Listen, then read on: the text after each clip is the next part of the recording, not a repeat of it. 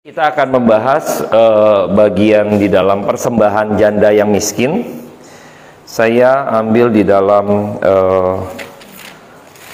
ada di dalam Lukas juga gitu Bapak Ibu ya. Di dalam kisah Lukas juga ada, di dalam kitab Markus. Sebentar ya, saya mau ambil yang dari sisi Markus 12 ayat 41 sampai 44. Kita akan coba buka di dalam Injil Markus 12 ayat 41 sampai 44 ya.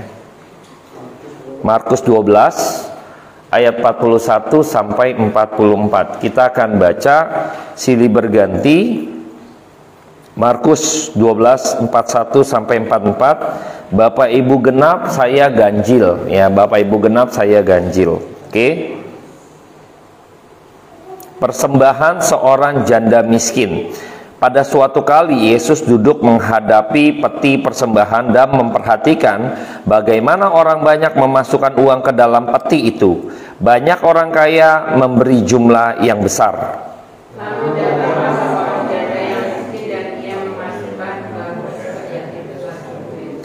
Maka dipanggilnyalah murid-muridnya dan berkata kepada mereka, "Aku berkata kepadamu, sesungguhnya janda miskin ini memberi lebih banyak daripada semua orang yang memasukkan uang ke dalam peti persembahan. Sebab mereka semua memberi dari kekurangannya, tetapi janda ini memberi dari kekurangannya. Semua yang ada dari seluruh nafkahnya." Baik, pada bagian ini kita melihat bahwa saya nggak tahu kenapa ya, saya percaya Tuhan Yesus nggak iseng ya, bukan lagi iseng. Suatu kali Yesus duduk memperhatikan peti persembahan ya. Jadi Tuhan Yesus tuh kerjaannya bukannya iseng liatin tempat kolektor, misalnya kalau kita bilang sekarang kolektor kan, dia perhatiin gitu ya orang yang kasih gitu ya, bukan iseng Bapak Ibu ya. Terus juga bukan seperti prank ya sekarang kan gitu ya, orang ngasih, "Woi dapat hadiah" gitu ya, "Woi ini kamu telah memberi loh, sudah bantu saya, misalnya bantu gereja gitu ya, kamu dapat ini gitu ya, dikasih lagi gitu kan, surprise misalnya." Tapi sifatnya prank gitu ya, sifatnya ya bikin vlog gitu ya, bikin channel gitu kan banyak ya sekarang ya, bantu-bantu orang, terus orangnya dibantu, ngebantu kita kasih uang kan gitu ya, ada hal-hal kayak gitu, nggak settingan kira-kira gitu ya. Nah, saya nggak ya apa ya, sangat yakin bahwa Tuhan Yesus tidak lagi iseng atau tidak kebetulan Tuhan Yesus pas waktu itu gitu ya, kali itu gitu ya, dia memperhatikan kotak persembahan ya. Bukan sesuatu yang iseng, bukan sesuatu yang emang dia nggak ada kerjaan di gereja gitu ya. Jadi dia ngeliatin aja kotak persembahan misalnya, tidak ya. Tapi ada pelajaran yang mau dia berikan kepada murid-muridnya gitu ya. Nah, emang kejadian ini kayaknya sifatnya apa ya, sederhana ya. Maksudnya orang memberikan persembahan, sewajarnya orang kan memberi persembahan gitu ya. Orang kaya memberi gitu kan. Dan ini ada janda miskin disorot sama Kristus.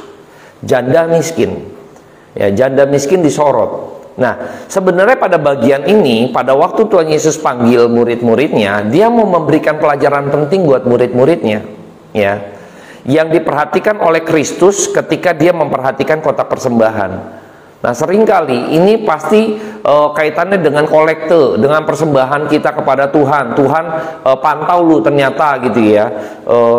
Ini pas waktu itu satu kali doang gitu ya, suatu kali. Ya, Tuhan Yesus nggak pantau seperti itu ya, bukannya tukang jagain kantong kolekte gitu ya, bukan. Ya, tetapi bagian ini bagian yang akhirnya harus kita perhatikan dengan seksama. Ada teguran daripada Tuhan Yesus bagi gerejanya sebenarnya. Ya, terutama orang-orang yang ada di dalam gerejanya, yaitu para imam yang mengatur semua persembahan, ya kan, orang-orang yang ada di dalam gereja, ya. Teguran ini, kalau kita perhatikan di dalam Markus 12 ini, ayat-ayat sebelumnya dari ayat 1 sampai cerita ini muncul gitu ya, saya coba ambil kutipan saja. Waktu di dalam ayat 1 pasal 12 perumpamaan tentang penggarap kebun anggur, ya kan? Itu nanti akan muncul diskusi-diskusi tentang membayar pajak kepada kaisar, pertanyaan orang Saduki tentang kebangkitan, lalu entar mengenai hukum yang terutama, lalu hubungan antara Yesus dan Daud, lalu Yesus menasihati supaya hati-hati terhadap ahli-ahli Taurat. Kristus sedang berhadapan dengan orang-orang yang notabene mungkin menjadi rivalnya Kristus gitu loh. Ya, menjadi rivalnya Kristus. Dalam hal ini mereka seringkali memiliki satu pandangan yang berbeda karena memiliki pengertian yang berbeda. Dan di ujung pada bagian Markus ini, itu persendaan janda miskin juga dia mau menegur sebenarnya, karena di bagian sebelumnya juga menegur kepada orang-orang Saduki, kepada ahli-ahli Taurat gitu ya. Dan sekarang Kristus mengajarkan murid-muridnya dan juga sekaligus menegur gerejanya, ya, menegur gerejanya. Nah, ini yang menarik, kita lihat bahwa kalau orang-orang kaya memberi itu kayaknya wajar gitu ya, atau semacam satu kewajiban, ya, kewajiban nih. Kita diberkati oleh Tuhan lalu kita memberikan kepada Tuhan, kita kembalikan kepada Tuhan. Itu adalah sikap yang wajar gitu ya. Maka di akhir tadi orang-orang kaya memberi dengan kelimpahannya, tetapi janda miskin ini dari kekurangannya. Ini yang nggak wajar gitu ya, yang nggak wajar, yang nggak semestinya. Kenapa? Karena seorang janda ini, janda miskinnya ini kan orang yang justru harus dibantu sebenarnya. Nah, ini sekaligus teguran, ya, teguran. Saya yang harus dibantu, sekarang saya harus bantu. Ya, bayangkan Bapak Ibu ya. Jadi ini teguran nih. Dan seorang janda miskin ini saya lihat cukup mengambil resiko. Cukup mengambil resiko ketika dia memberikan 2 pesernya atau seduitnya. Cukup mengambil resiko. Kenapa? Resikonya bukan hanya dia ketika saya berikan ini, maka saya makan apa? Bukan sekedar itu, Bapak Ibu. Bukan sekedar itu. Ya kan? Wah, kalau saya kasih sekarang saya nggak ada nih. Wah, nanti saya pulang bagaimana? Bagaimana nanti saya pulang makan gitu kan? Dengan iman makan misalnya gitu ya, atau apapun gitu ya. Bayangkan Bapak Ibu, dia beresiko. Tapi resiko ini masih resiko yang sangat kecil Bapak Ibu sebenarnya. Ada resiko yang besar sebenarnya Bapak Ibu. Kira-kira Bapak Ibu tahu gak resiko besar loh waktu dia memberi 2 peser? Bukan karena dia nanti makan apa. Ada resiko yang besar Bapak Ibu, yang seringkali mungkin kita nggak ngeh gitu ya. Ada resiko besar, yaitu sebenarnya dia bisa dipanggil oleh para imam ya di dalamnya. Karena apa? Tindakan seorang janda ini bisa dianggap membahayakan para imam.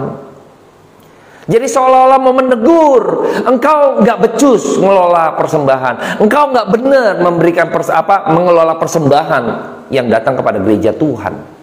Benar ya? Karena janda ini tidak mendapat bantuan. Kan harusnya dibantu nih dia nih. Dia seakan-akan mau menegur gerejanya gitu loh. Kristus ya, Kristus ingin menegur gerejanya, makanya menegur orang-orang yang ada di dalamnya. Maka sebenarnya dia bisa saja, mungkin dia tulus. Saya yakin dan percaya janda miskin ini nggak punya niat untuk menegur para imam. Siapa dia? Siapa dia? Betul? Dia bukan siapa-siapa. Dia nggak berani menegur imam. Dia apalagi seorang janda, nggak mungkin dia menentang datang gereja. Hai gereja, mana gembalanya nih? Misalnya ya, kalau sekarang kan ada gembala gitu kan. Dia ngotot, mana nih hamba-hamba Tuhannya, mana nih diakonianya gitu kan. Tegur segala macam. Nggak mungkin berani seorang janda.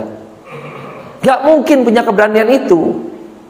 Jadi pada waktu itu dia benar-benar tulus, ikhlas memberikan 2 pesernya dia.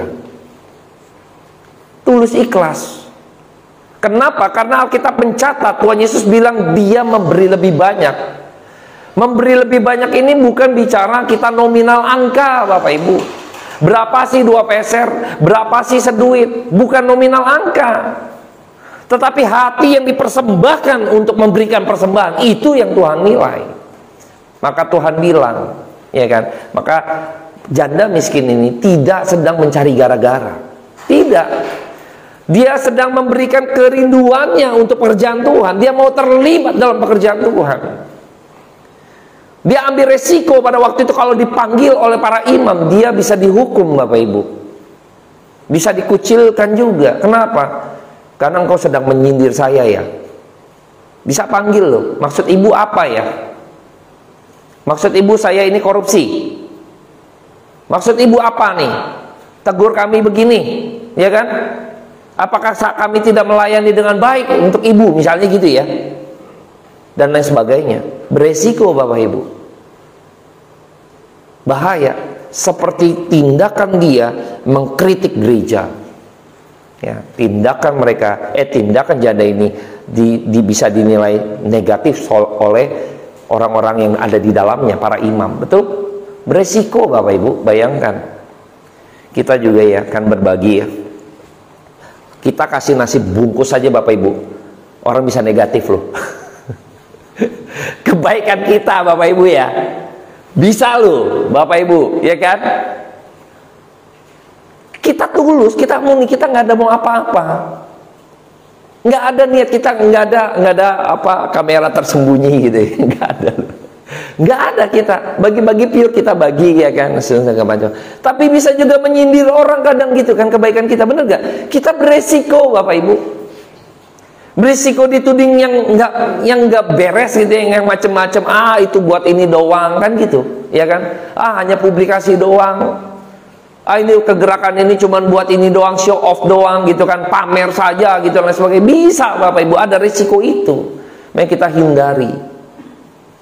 Kenapa? Kita senyap, bawa masing-masing yang cari, silent, person ketemu person langsung berikan gitu loh, silent. Kita coba hindari itu. Janda miskin ini benar-benar tulus memberikan, dia ambil resiko itu. Dia ingin mau niat baik dia di hadapan Tuhan, bukan lihat para imam lain sebagainya. Enggak, dia nggak pernah mau juga punya kepentingan apapun. Siapa dia sehingga mau merebut jabatan? Enggak, tidak ada.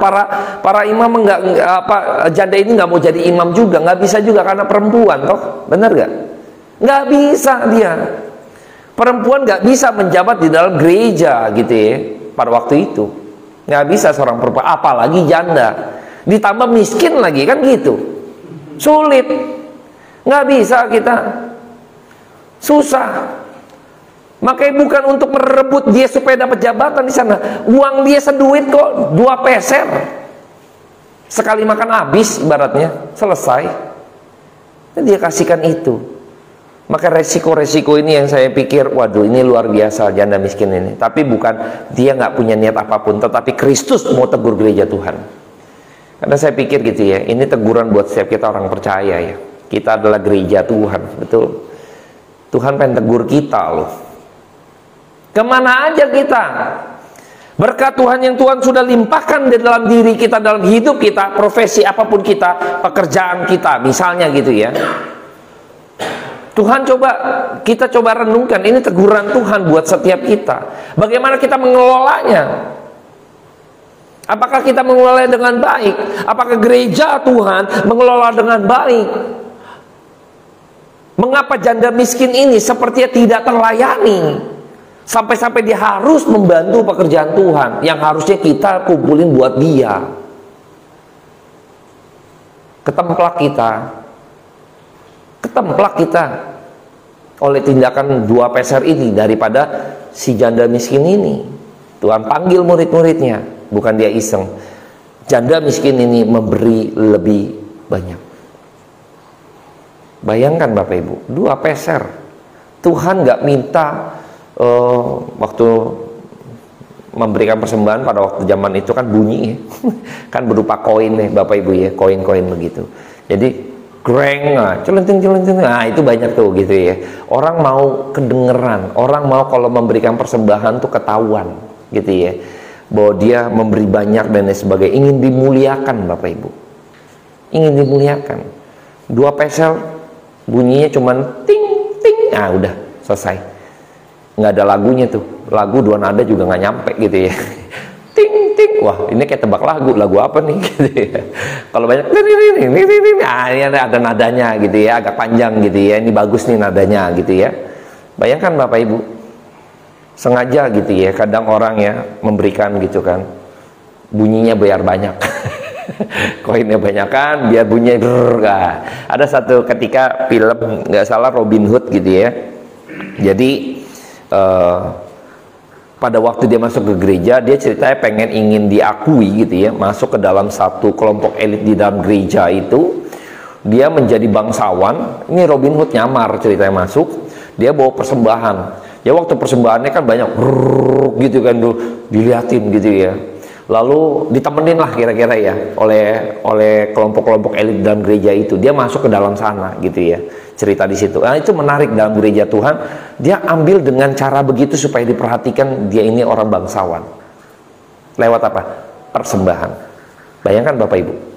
Persembahan. Robin Hood kan ngambilin ya kan.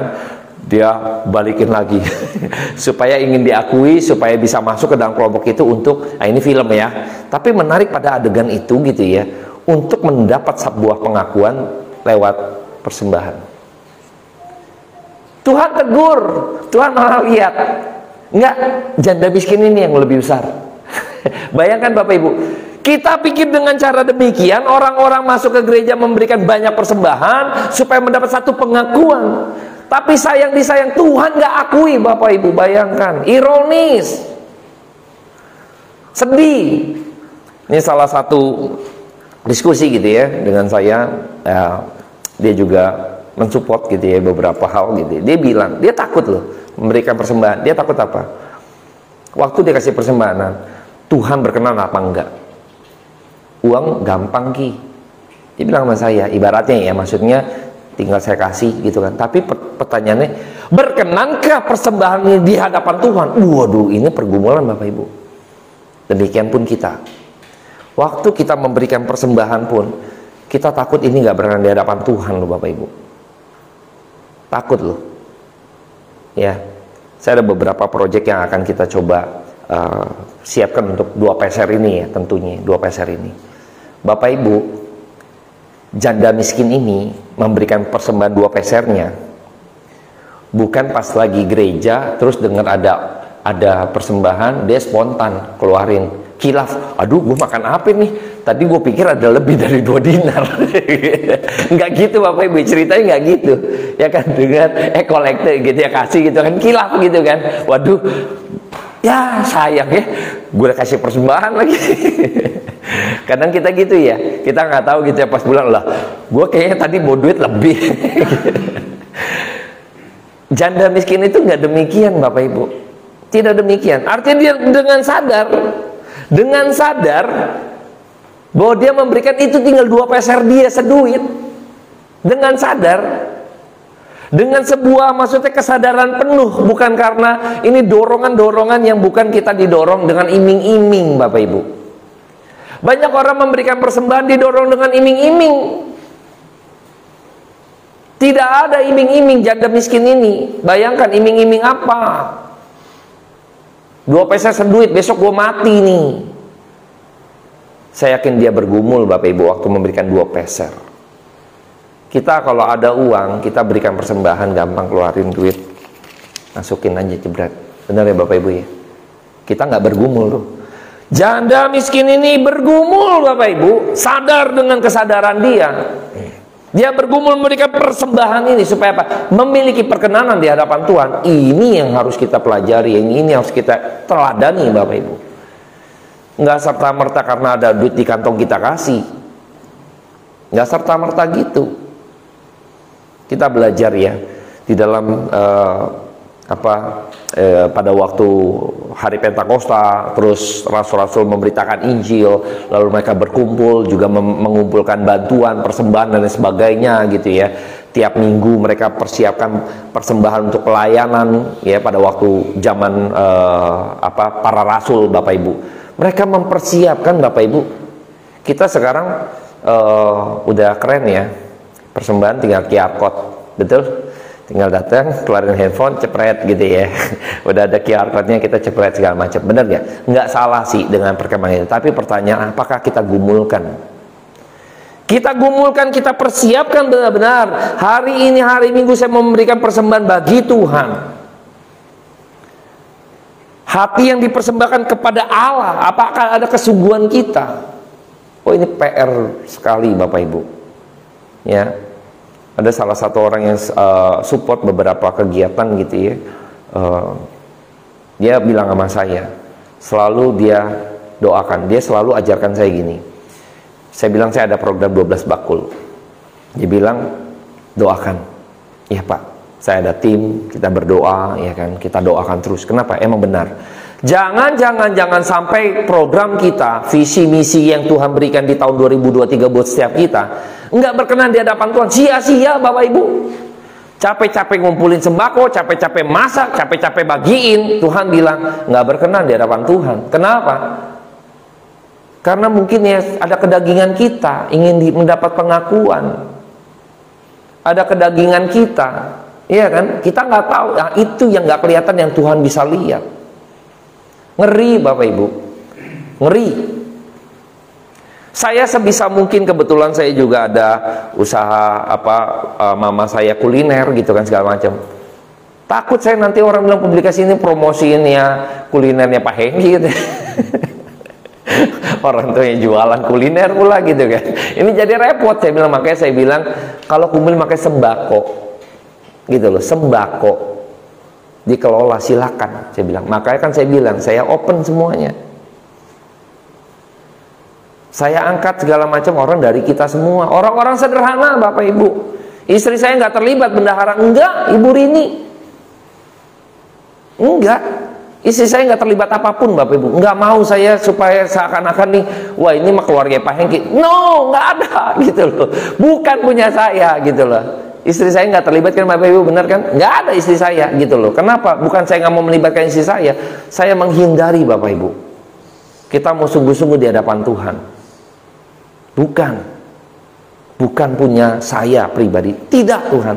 Ini pekerjaan Tuhan. Kita gumulkan. Banyakan orang Bapak Ibu ya, maaf nih ya, karena sponsor gede gitu kan, dia yang jadi tuan rumah biasanya gitu ya. Yang berhak ngatur tuh yang keluar duit gede gitu kadang ya. Benar gak Bapak Ibu ya? Yang berhak ngatur itu yang kasih uang gede gitu loh. Lu uang kecil nggak ada suara. Gitu ya, kadang gitu ya, bener nggak? Memanage gereja, nah mungkin kan di dalam bagian ini Tuhan mau kritik gereja kok. Lu ngaturnya bagaimana gitu loh? Apakah ada keterbukaan? Kok sampai janda miskin ini nggak terlayani? Tuhan mau tegur bahwa janda miskin ini membuktikan dia tidak terlayani.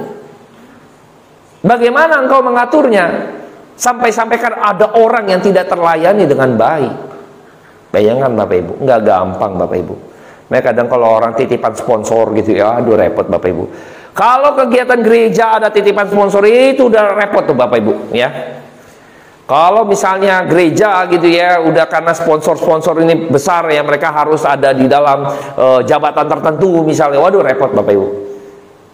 Repot. Kita mungkin masih kecil Bapak Ibu, tapi saya percaya ada pimpinan Tuhan. Kalau kita boleh terlibat, saya nggak menyangka Bapak Ibu ya, nggak menyangka nih, terus terang sedikit kesaksian. Pada waktu minggu lalu kan, tepat minggu lalu nggak sebanyak ini orang-orangnya, nggak sebanyak ini. Mungkin karena ada beberapa hal gitu ya, ada juga Bu Indra juga lagi sakit, lagi berobat, dia WhatsApp saya ada yang sakit segala macam. Nggak sebanyak ini. Tetapi ketika informasi yang nggak sebanyak ini pun ada orang-orang yang terlibat di dalamnya. Saya nggak nyangka dari Senin, Selasa, Rabu kumpulin, makanya Jumatnya langsung bisa masak. Minggu itu juga kita bisa bagi, bisa langsung gerak. Bayangkan Bapak Ibu. Beras ada 7 karung, ya kan? 1 karung isi 2 kilo ya, Bu Betseba ya? Oh 5 kilo, bayangin. Ada 7 beras. Kali 7, 35 kilo. Berasnya udah 75 kilo, bayangin Bapak Ibu. Kita bisa bikin berapa banyak, bener gak? Puji Tuhan ya. Awal begitu rupa. Ini ada 7 roti, ini kita 7 karung beras gitu ya. Berapa yang ada padamu? 7 karung beras gitu ya. Saya nggak nyangka Bapak Ibu. Tapi hal-hal kayak gini akhirnya saya percaya ada pimpinan Tuhan. Maka kita gumulkan sama seperti seorang janda miskin memberikan 2 peser. Sekalipun dikit, sekalipun kecil Bapak Ibu, tapi milik perkenanan di hadapan Tuhan. Ini yang penting. Ini yang penting, Tuhan berkenan atas setiap persembahan kita, apa yang kita kerjakan. Kalau nggak berkenan di hadapan Tuhan, percuma kita kerjakan. Sehebat apapun pelayanan kita. Sekalipun buat banyak orang mungkin ya, mungkin ngalahin Tuhan Yesus ya, mungkin 6.000, 7.000 orang bagi-bagi nafkah misalnya, bener gak? Mungkin bisa bagi-bagi makan orang-orang kaya, bisa pecahin rekor Tuhan Yesus, bisa. Bisa Bapak Ibu. Kumpulin gitu kan, kasih makan ya kan. Apalagi nanti kalau udah mau pilkada gitu kan, ngumpulin orang banyak, gampang itu. Ya kan, kasih nasi bungkus, banyak itu. Bisa. Mau pemilu, bisa Bapak Ibu. Tapi mendapat perkenanan di hadapan Tuhan itu yang kita berlomba di sini, bukan bicara bagiin makanannya. Tapi berlomba kita bergumul, persembahan kita biarlah seperti janda Sarfat, memiliki perkenanan di hadapan Tuhan, sekalipun 2 peser. Sekalipun 2 peser, bayangin Bapak Ibu. Di sini kita harus belajar banyak bahwa pada waktu janda ini memberikan Bapak Ibu, dia bukan orang kaya. Artinya Bapak Ibu, dia sudah tahu konsekuensinya. Pada waktu saya kasih, saya harus bisa benar-benar tahan lapar. Itu yang pertama, ya kan. Kedua, apa yang ada pada saya, kalau saya bisa makan, saya bisa masak, saya masak. Menuntut dirinya untuk mencukupkan dari apa yang ada. Bayangkan Bapak Ibu, ini orang gak egois nih Bapak Ibu, bayangkan. Kadang kita ya, kan kadang susah ya. Orang miskin bisa egois, orang kaya bisa egois. Orang miskin egois, wajar. Saya kan butuh, wajar egois ya, bener gak? Orang kaya egois, saya mau lagi, tambah kaya. Bener ya? 2 titik ekstrim ini orang bisa egois. Apalagi miskin. Kan saya butuh. Saya layak untuk dibantu. Wah, ya kan, kumpulin di saya. Betul Bapak Ibu ya? Merasa diri paling miskin sehingga harus dibantu dan gak boleh bantu gitu kan. Tidak wajib untuk membantu, kan gitu ya. Wajib untuk dibantu, tidak wajib untuk membantu orang. Karena saya miskin, saya janda lagi, susah nih saya. Siapa yang jadi kepala rumah tangga? Bayangkan Bapak Ibu, ini janda miskin begitu. Posisinya dia bukan menjadi orang perempuan, sulit sekali untuk cari kerja pada waktu itu. Karena laki-laki ya yang diterima, karena kerjanya berat, nggak kayak sekarang. Ya, sekarang perempuan lebih banyak diterima, ya kan? Karena pekerjaan juga yang aneh-aneh kadang, ya. Pekerjaan zaman sekarang dibanding zaman dulu gitu loh. Banyak hal yang akhirnya kita harus bisa melihat bahwa dia menuntut dirinya untuk apa yang ada pada dia, untuk dia kelola dengan baik. Bayangkan Bapak Ibu, ekstrim ya. Yang memiliki dana besar yaitu gerejanya, dengan segala kelimpahan, nggak bisa mengatur dengan baik. Tuhan tegur. Orang ada yang nggak, mungkin dia dikit dan dia berikan untuk pekerjaan Tuhan, dan dia bisa atur begitu bijaksana Bapak Ibu. Bayangkan seorang janda miskin ini. Saya yakin waktu dia kasih gitu ya, dia masih tetap hidup. Nggak gini Bapak Ibu ya, nggak konyol ya. Janda miskin ini bukan konyol, iman yang konyol maksudnya. Udah gua kasih aja, mati yang penting gua masuk surga karena gua barusan kasih. Tuhan, aku barusan memberikan segala sesuatu yang aku miliki. Nggak gitu.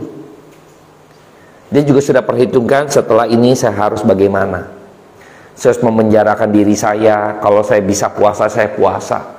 Kalau ada air putih, ada gula dikit, saya minum air putih. Mungkin es teh manis atau apalah ya, maksud saya. Bijaksana Bapak Ibu, menuntut dirinya, memikirkan pekerjaan Tuhan terlebih dahulu dan hidup saya kemudian. Bukan iman yang sembarangan Bapak Ibu ya. Jangan sampai beriman sembarangan. Berikan sekarang Bapak Ibu apa yang ada pada Bapak Ibu. Dompet Bapak Ibu angkat tinggi-tinggi, kita serahkan kepada Tuhan, kita berdoa, kita beriman. Besok Tuhan akan berikan kelimpahan. Lempar dompetnya ke depan. Konyol Bapak Ibu. Itu pendeta cari duit gitu. Dibegoin gitu ya kan, sekarang banyak kan. Percaya nanti pulang bawa Alphard gitu kan. Ini konyol semua gitu loh. Apa gitu kan, aneh. Enggak demikian. Waktu engkau serahkan sungguh-sungguh di hadapan Tuhan, engkau percaya pemeliharaan Tuhan. Nah, ini iman yang benar. Tuhan, aku mau memberikan buat pekerjaan Tuhan. Aku mau memberikan ini Tuhan bagi pekerjaanmu yang agung dan mulia. Saya percaya Tuhan pelihara. Itu iman Bapak Ibu. Sekalipun pulang dia nggak bawa Alphard gitu, enggak. Ini tidak sedang memberikan surprise untuk channel YouTube, tidak Tuhan Yesus. Enggak, dibiarkan dia pulang. Enggak pas sampai depan gereja misalnya bayat Allah, Bu, ibu yang kasih 2 peser ya?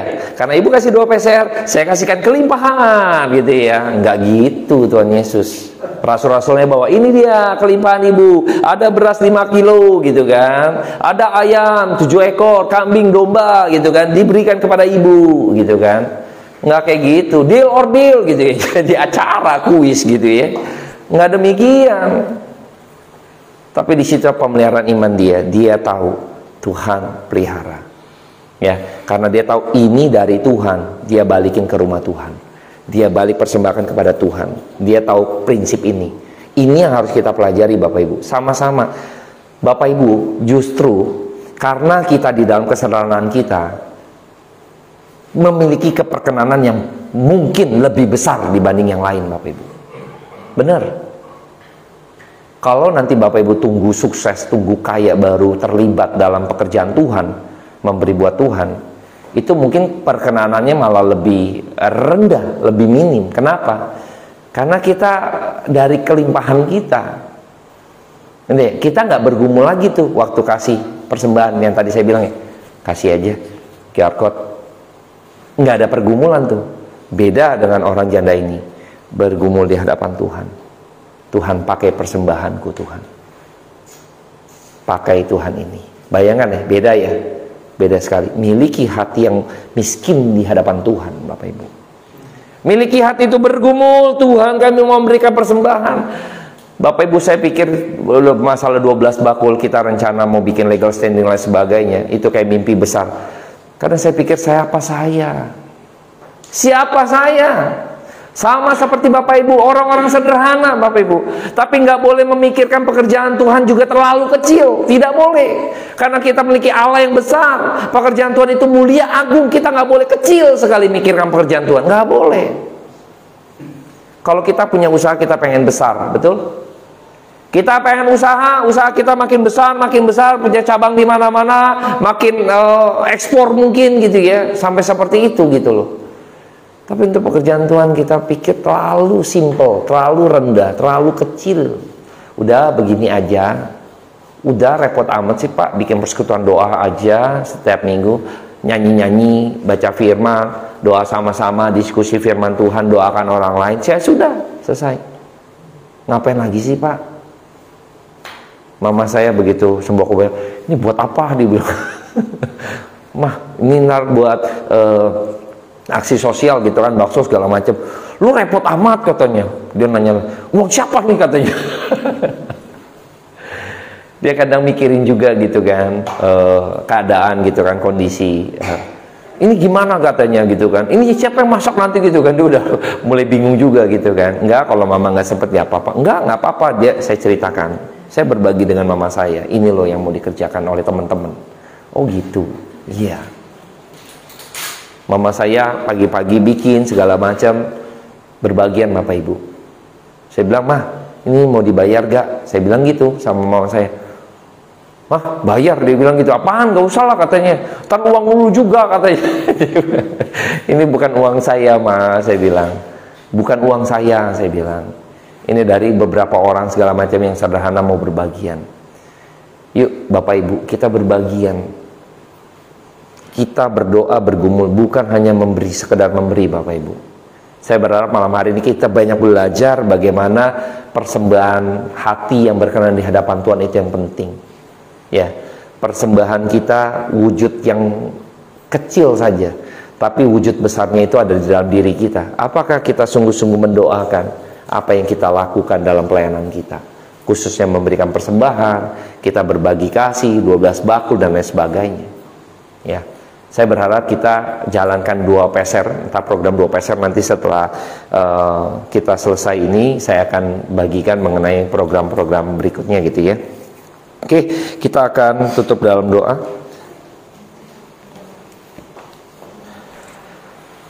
Bapak, terima kasih buat malam hari ini atas kebenaran firman Tuhan yang Tuhan berikan bagi kami.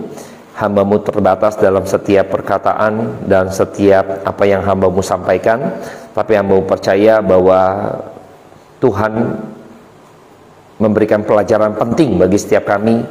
Kami adalah gereja-gerejanya Tuhan. Ajar kami benar-benar mengatur keuangan kami, keadaan kami di dalam kehidupan kami, sehingga kami benar-benar memikirkan pekerjaan Tuhan, atas persembahan yang Tuhan berikan buat kami, untuk pemeliharaan hidup kami, untuk pekerjaan kami, profesi kami, apapun yang kami kerjakan Tuhan. Bagaimana Tuhan telah memberkati dan memberi buat kami, kira kami dapat mengatur dengan baik sehingga kami boleh menyisihkan, boleh kami pikirkan pekerjaan Tuhan yang lebih besar lagi, karena kami memiliki Allah yang besar, Allah yang mulia. Karena pekerjaan yang begitu agung ya Bapa, hamba-Mu berdoa, mohon Tuhan pimpin, agar setiap kami boleh mendapat perkenanan di hadapan Tuhan. Terpujilah nama Tuhan. Di dalam nama Tuhan Yesus Kristus, biarlah setiap kita yang percaya katakan amin. Oke, saya minta tolong Pak Daniel untuk berdoa persembahan. Pak Daniel.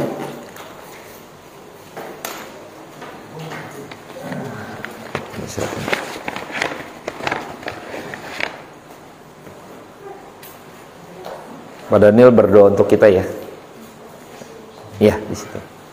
Mari kita bersatu dalam doa. Bersyukur kepadamu Tuhan pada kesempatan malam hari ini sudah mendengar setiap firman-Mu. Minta Tuhan kami akan memberi Tuhan dan memberkati setiap tangan-tangan daripada kami Tuhan. Dari hati kami tulus kami boleh memberi pelayanan ini Tuhan. Terpujilah nama-Mu karena selama-lamanya.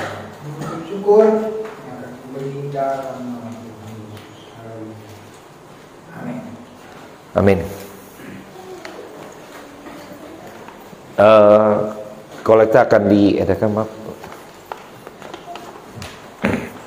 Nah nanti setelah kita tutup, nanti kita coba diskusi lagi Bapak Ibu, untuk kita meeting kecil lah ya, untuk kita coba rapikan bagaimana kita menyalurkan beberapa sembako kita gitu ya. Kalau misalnya ada dari Bapak Ibu, Pak saya mau terlibat, istri saya bisa masak, atau Pak saya bisa masak gitu ya, silakan, nanti ada sembako yang bisa saya berikan untuk dikelola gitu kan. Ada misalnya kan ada boxnya, sendok gitu, nanti saya kasih gitu ya, kira-kira demikian ya. Jadi kita coba sama-sama untuk pikirkan pekerjaan Tuhan.